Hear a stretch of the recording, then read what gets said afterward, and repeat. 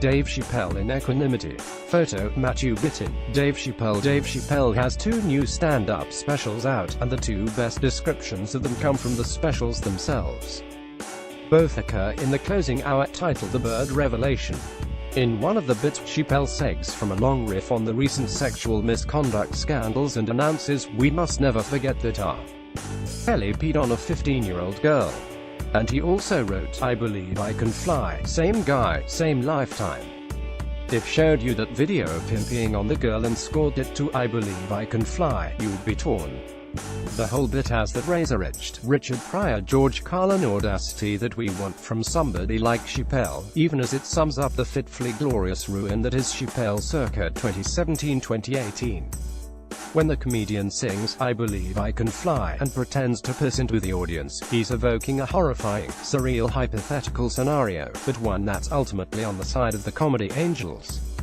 It makes you gasp and laugh because it's got that junior high lunchroom clown audacity that made Chappelle a star, but also because it gets at an undeniable truth about our relationship with certain performers, whether it's Kelly or accused child molester Michael Jackson, whose psychology Chappelle speculates on at length. Sometimes you learn horrible facts about an artist you grew up loving, and it creates a surreal collision of affection and disgust the next time you encounter the work. That's Chappelle in these new Netflix specials. The music is great, the indiscriminate pissing not so much. So you're torn. The other bit that describes these 2 new specials is Chappelle's routine on Donald Trump, whom he said should be given a chance when he hosted Saturday Night Live last year. He apologizes point blank for saying that, chalking it up to a misplaced empathy for the Trump voters he saw looking downtrodden and lost when he voted for Clinton in Ohio. "All these motherfuckers' ideas," he says of Trump, "sound like high people ideas." He doesn't think the things through before he tells us. He tells us what he's thinking as soon as it occurs to him. A lot of the stuff in the new Chappelle specials, and the previous 2, also sounds like high people ideas, thoughts that should have remained thoughts until Chappelle Kid shaped them into honest-to-God jokes that were abrasive but artful, as opposed to sourly tossed off. The most controversial jokes in Dave Chappelle's latest Netflix specials. Chappelle is one of the most important American comedians of the last 20 years, but you can't see that clearly in the 4 hours of TV material he released in 2017. He spent many years away from the spotlight, following his decision to pass up $50 million of Comedy Central's money and walk away from his influential sketch series, Chappelle's Show, when it was at its zenith, supposedly because he was uncomfortable with how white viewers were adopting catchphrases from the program's more racially conscious bits of effrontery. 2 months after the show halted production, Chappelle did a Sacramento stand-up date where a white man in the audience kept yelling one of his most famous sketch comedy catchphrases, "I'm Rick James, bitch," over and over. He said, "You know why my show is good? Because the network officials say you're not smart enough to get what I'm doing, and every day I fight for you. I tell them how smart you are. Turns out I was wrong. You people are stupid." His return to big-time stand-up specials should have been magnificently badass, like something out of one of those old Shaw Brothers kung fu films where a grizzled warrior with a long white beard comes down off the mountain decades after everyone wrote him off as dead and thrashes any young un who calls him old man. Unfortunately, the 4 specials Chappelle has released in the past year make him seem out of touch at best, stubbornly reactionary at worst, and imperiously annoyed at anyone who dares to tell him that a lot of what he says is not worth saying. Netflix apparently gambled that Chappelle was so famous, and his fan base so devoted, that he could appear to just walk on stage and ruminate, even if the sentiments seemed to be punching down for no good reason, and even if the material was self-aggrandizing, poorly paced, and inelegantly shaped. He made appalling jokes about transgender people in his last 2 specials and framed them as thought experiments and just kidding humor.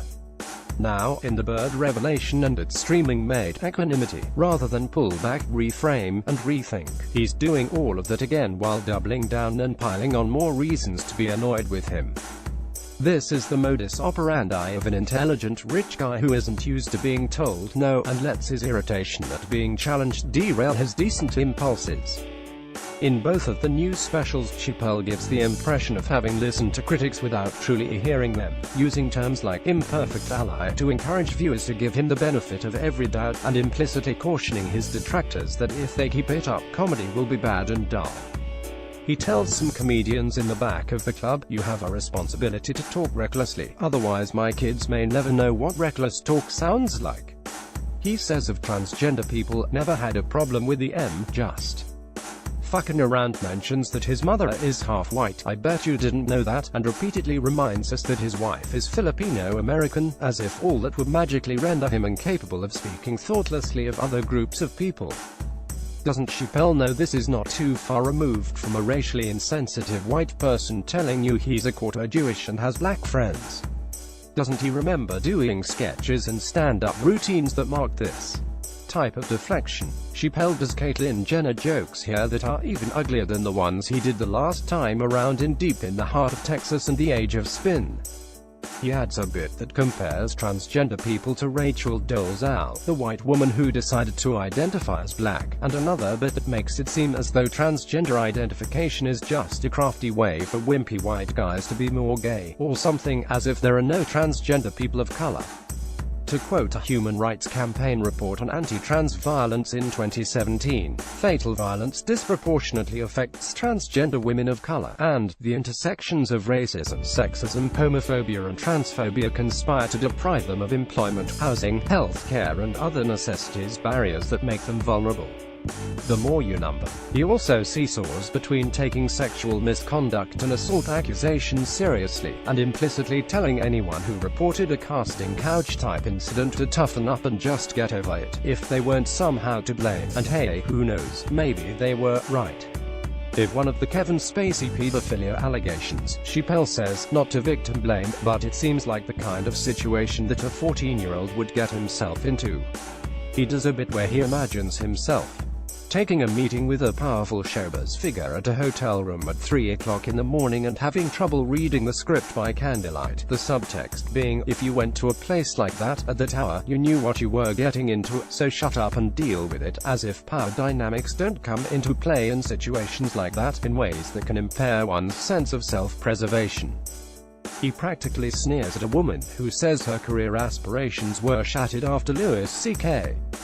masturbated while on the phone with her, asking, "Are you that brittle?" and stating that if the Rev. Dr. Martin Luther King were that weak, there would have been no civil rights movement. As for Chappelle's assertions that Harvey Weinstein committed rape and sexual assault only because he was ugly, and that a lot of female accusers wouldn't have said anything if their alleged assailant looked like Brad Pitt, well, what can you say besides, "Dave, were you even listening to yourself when you did that?" Kelly bit. "I guess you could watch these sorts of routines and say, whatever, Dave goes after everyone.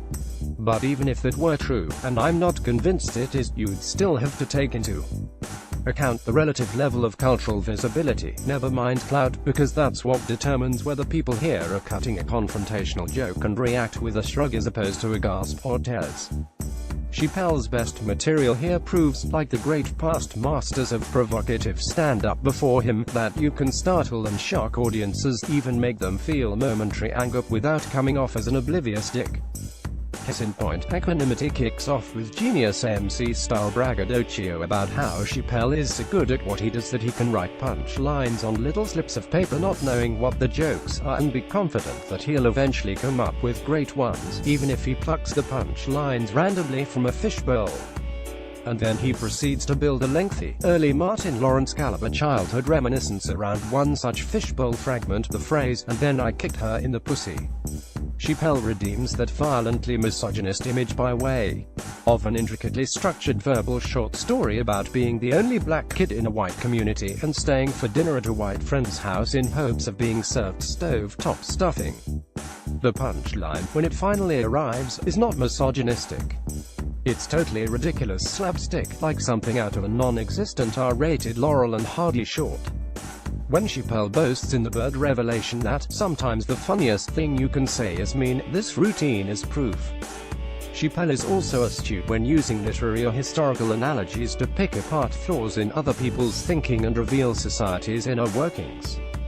A section on Ditto his closing routine in The Bird Revelation, which uses Iceberg Slim's pimp as a foundational document for understanding capitalism, linking Slim's phrase, "mileage on a hoe," how many sexual encounters a prostitute can endure before having a nervous breakdown, to the standard 9 to 5 workday in America, 9 to 6 might kill a bitch. Chappelle is at his best here, speaking quietly to the room like a disreputable but beloved professor who always brings the deep knowledge. He even waves a paperback book for emphasis. That there are vital, hilarious bits in both of these specials makes viewing them all the more depressing. I believe Dave Chappelle has a good heart. I believe he can still fly. But first he has to stop pissing all over the place, or at least remember how to aim.